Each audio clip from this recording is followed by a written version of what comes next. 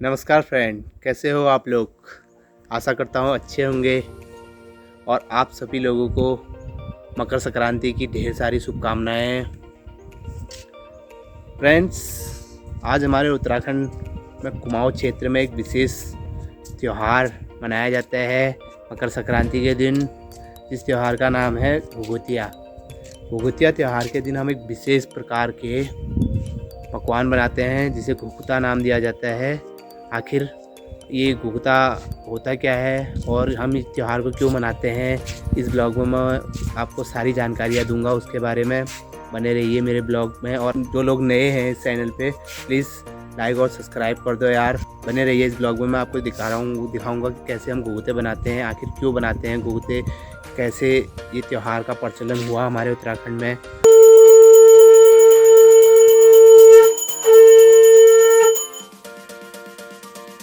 चलिए दोस्तों, शुरू करते हैं घुघुते बनाने।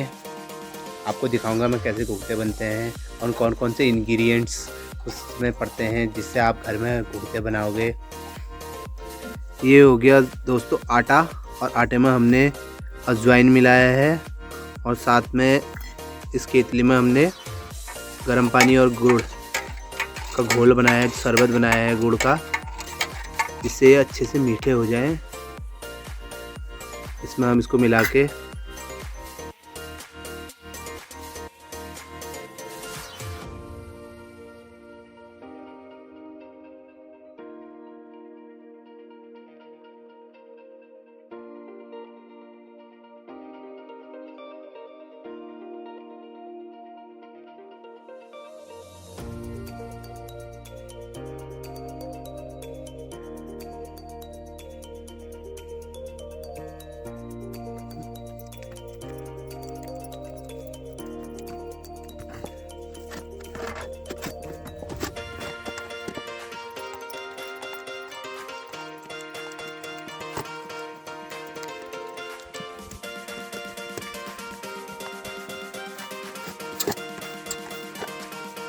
अच्छे से उड़ने के बाद तो जी आटा तैयार है घुघुते बनाने के लिए।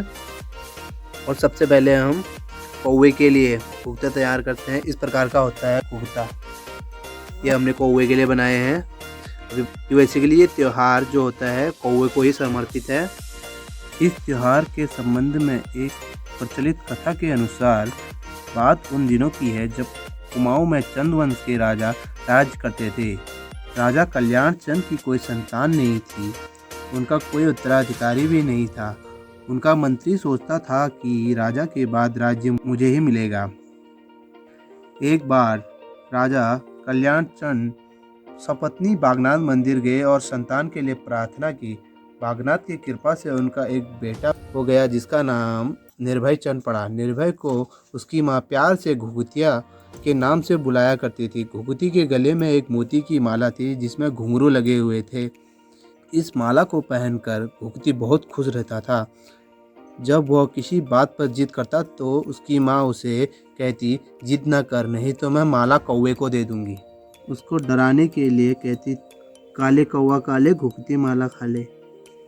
यह सुनकर कई बार कौवा आ जाता, जिससे देखकर घुघुती जिद छोड़ देता। जब माँ के बुलाने पर कौवा आ जाते तो वह उनको कोई चीज़ खाने को देती। धीरे धीरे घुघुती कौवे के दोस्त बन गए। उधर मंत्री जो राजपाट की उम्मीद लगाए बैठे था, घुघुती को मारने की सोचने लगा ताकि उसी को राजगद्दी मिले। मंत्री ने अपने कुछ साथियों के साथ मिलकर षड्यंत्र रचा। एक दिन जब घुघुती खेल रहा था तब वह उसे चुपचाप उठा ले गया। जब घुघुती को जंगल की ओर ले गया तो एक कौवे ने उसे देख लिया और ज़ोर ज़ोर से काव काव करने लगा। उसकी आवाज़ सुनकर घुघुती ज़ोर ज़ोर से रोने लगा और अपनी माला उतार कर दिखाने लगा। इतने में सभी कौवे इकट्ठा हो गए और मंत्री उसके साथियों पर मंडराने लगे। एक कौवे घुघुती के हाथ से माला झपट कर ले गए और सभी कौवे एक साथ मंत्री और उसके साथियों पर चोंच मारकर पंजों से हमला करने लगे। मंत्री और उसके साथी घबरा गए और भाग गए। घुघुती जंगल में अकेला रह गया। वह पेड़ के नीचे बैठ गया तथा सभी कौवे उसी पेड़ पर बैठ गए। जो कौवा हार लेकर गया था वह सीधे महल में जाकर एक पेड़ पर माला लटका कर जोर जोर से बोलने लगा। जब लोगों की नज़र उस पर पड़ी तो उसके उसे घुघती की माँ को माला सभी ने पहचान ली। इसके बाद कौवा एक डाल से दूसरी डाल पर उड़ने लगा। सबने अनुमान लगाया कि कौवा घुघती के बारे में कुछ बताने जा रहा है। राजा और उसके घुड़सवार कौवे के पीछे गए। कौवा आगे आगे और घुड़सवार पीछे पीछे। कुछ दूर जाकर कौवा एक पेड़ पर बैठ गया। राजा ने देखा कि पेड़ के नीचे उसका बेटा सोया हुआ है। उसने बेटे को उठाया, गले से लगाया और घर को लौट आया। घर लौटने पर जैसे घुघती की माँ के प्राण लौट आए। माँ ने घुघती को माला दिखाकर कहा कि आज यह माला नहीं होती तो घुघती जिंदा नहीं रहता। राजा ने मंत्री और उसके साथियों को मृत्युदंड दे दिया। घुघती के मिल जाने पर माँ ने बहुत सारे पकवान बनाए और घुघती से कहा कि ये पकवान अपने दोस्त कौवों को बुलाकर खिला दे। घुघती ने कौवों को बुलाकर खाना खिलाया। यह बात धीरे धीरे सारे कुमाऊं में फैल गई और इसे बच्चों का त्योहार का रूप ले लिया। तब से हर साल धूमधाम से इस त्योहार को मनाते हैं। इसके लिए हमारे यहाँ एक कहावत भी मशहूर है कि श्राद्धों में ब्राह्मण और उत्तरायणी को कौवे मुश्किल से मिलते हैं। मीठे आटे से यह पकवान बनाया जाता है जिसे घुघती नाम दिया गया है। इसकी माला बनाकर बच्चे मकर संक्रांति के दिन अपने गले में डालकर कौवे को बुलाते हैं। इसे बनाने के बाद कुछ देर सूखने के लिए रख दिया जाता है और उसके बाद इसको तेल में फ्राई करके तैयार किया जाता है और अगले दिन इसकी माला बना के कौवे को बुलाया जाता है।